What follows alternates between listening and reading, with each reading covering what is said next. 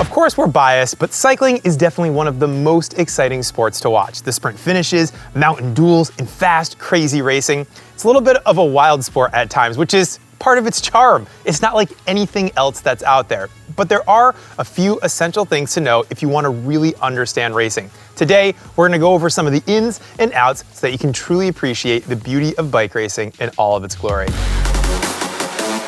Starting off, the big thing to understand about racing is drafting. Drafting dictates most of the tactics within the sport, and it explains why racing evolves in a certain way. Drafting, also known as riding behind another rider when they're in their slipstream, basically breaking the wind, reduces drag on the rider behind them, anywhere from 25 to 50%. Simply put, if you're following another cyclist, you're saving a ton of energy. And this is why you see riders sharing turns on the front over the course of a race, and this is why teams have so many riders to protect their leader during a race. Bike racing is basically a constant battle to hide from the wind and save your energy more than your competitors. So you can use it when you need it the most, which is usually at the finish. There are various tactics and techniques employed to draft, hiding deep within the peloton, making sure that your team's riding at the front so you can sit behind them at a consistent pace, or simply refusing to come to the front, pretending that you're too tired or that you need to take some extra time to eat or have a gel is a common tactic. Basically, understanding the simple point that riding behind another rider saves a ton of energy, you will quickly understand a fair amount of the finer parts of bike racing.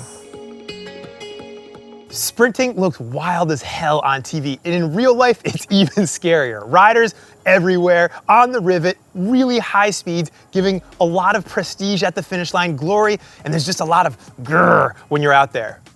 The sprint will begin long before the finish line, sometimes up to 50 kilometers before the finish, with teams beginning to organize and get in good position for the closing kilometers. Each rider is going to have a specific job as to where they will sit on the front. No team wants to start too early, as every effort counts, so everyone tries to wait as long as possible before hitting the front to keep as many riders as possible fresh for the finish. In the last kilometers before the finish line, the pace gets increasingly more and more fast. It's like charging wolves wanting to be at the front of the pack. Team riders are going all out to be able to stay at the front for 10, 20, maybe even 30 seconds as they drop one by one, turning and burning until their sprinter is the only one left as they launch for the line. Hopefully, the team has timed it to perfection, not too far out to the finish line.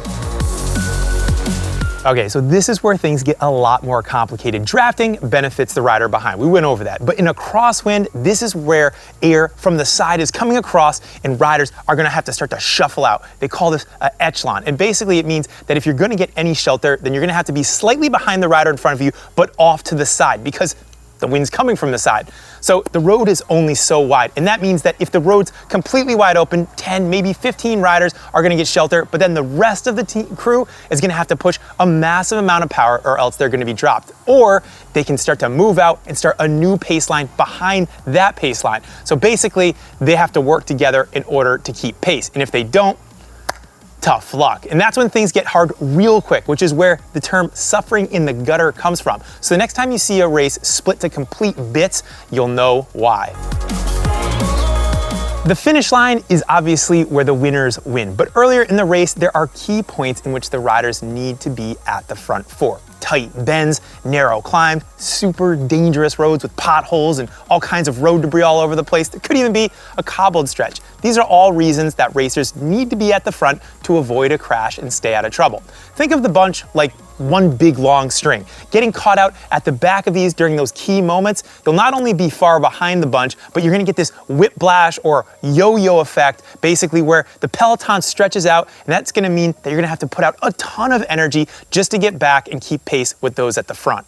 This is why racing may suddenly kick off midway through a race or a stage, with teams battling each other to stay at the front during the key moments. Of course, this is a skill for the team managers of the riders, knowing where these key points in the race might go down, which is why older, more experienced riders are so valued in professional cycling, even if they aren't physically at their peak still. The race winner, of course, takes home the big prize, but there are other prizes in cycling. Jerseys are often awarded to riders from different classifications within the race. In a multi-day stage race, you will wear a jersey if you are leading a certain classification. Let's take the Tour de France, for example. There is the polka dot jersey of the leader of the mountains classification. There's the green jersey for the points of the sprint classification. There's the white jersey for the young rider classification, and then there's the yellow jersey, which designates the race leader. In the Giro d'Italia, there even used to be a jersey for the last place rider overall.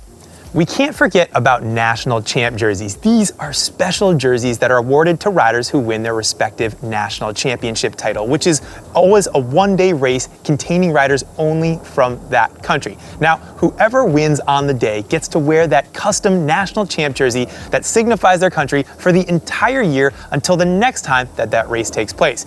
Now, riders have a ton of pride in where they come from, so to represent their country at the highest level wearing that jersey is a privilege that's never taken lightly. Now, we also can't forget about the world champion jersey, which is probably the most prestigious jersey in the entire peloton. The jersey is always white with rainbow bands across the chest. Winning the world championships is easily probably the most prestigious award in the entire sport of cycling outside of a grand tour. All of these jerseys make for a very colorful peloton, giving race announcers and fans something to look at and talk about for years to come.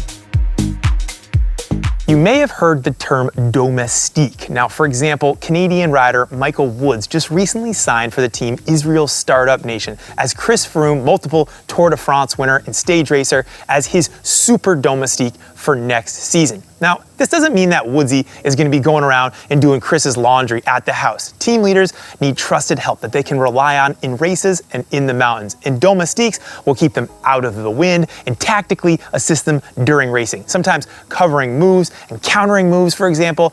Super domestiques need to be as good a rider as their team leader. They just don't need to go for the win at the end of the stage or deal with the pressure of being a general classification rider, which can sometimes be immense.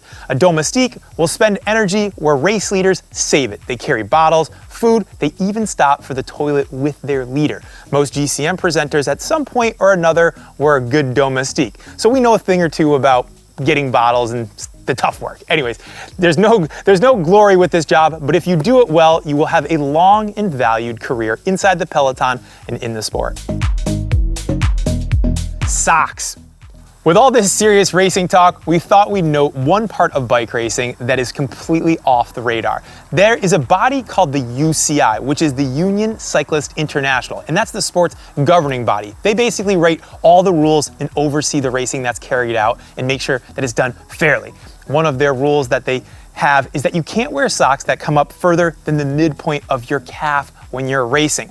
There is a reason for some rules, but there's also reasons that are best left to the imagination. But it just highlights that you don't need to understand some of cycling's finer points to enjoy watching bike racing. The infamous time cut. Now, if you're dropped in a race, you can't just simply trot along and pick up your finishing medal. In every race, there is a time cut. And in stage races, it's very important to understand. Often, it's between 10 and 25% of the winner's time. So there is a little bit of a buffer, which normally ends up equating to about 25 to 50 minutes of extra finishing time after the race winner. Finish outside of this buffer, you're out of the race. Done.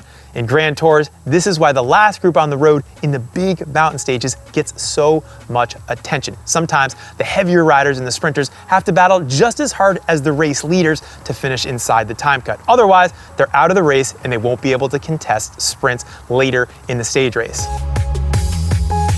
Now we need to talk about breakaways. Breakaways are the small group of riders who escape early in the race and lead for most of the day before sometimes being swept up by the chasing bunch towards the finish line.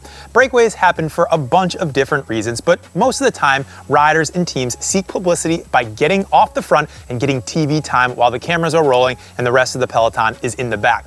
It also helps to have a breakaway out in the lead of the race for a while so that teams can control the race. Attacks are typically discouraged while a breakaway is out ahead.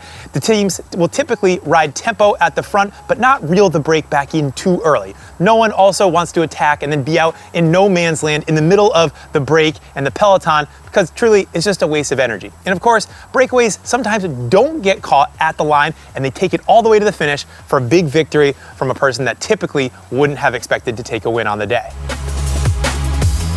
So we need to talk about the unwritten rules inside the cycling peloton. There's a little bit of, well, let's say technically things that are against the rules. We heard about the socks earlier, which are bizarre, but those are in the rule book. But then there's a bunch of things that we turn a blind eye to given the circumstances. So one of the things, getting a draft off the back of a team car. Technically, it's illegal, it's banned, but if you've crashed or had a bad mechanical, then it's pretty much fair game and considered amongst the entire group to be okay to get in the slipstream of a team car to get back into the peloton. There's now a commissaire or a judge who oversees the race and will enforce the rules when necessary. However, the most experienced rider in the peloton or the bunch will become the unofficial voice of the peloton. If there's a bad crash, this rider will sometimes call a race to a halt to make sure that everyone is dealt with and okay. Other teams will also sometimes help riders that get into trouble as well, either giving them a spare bottle or a tow back into the bunch if they're in trouble. It's kind of like if you scratch my back, I'll scratch yours. Everyone's friends in pro cycling, kind of. So hopefully that's cleared up some of the nuance and ins and outs of bike racing.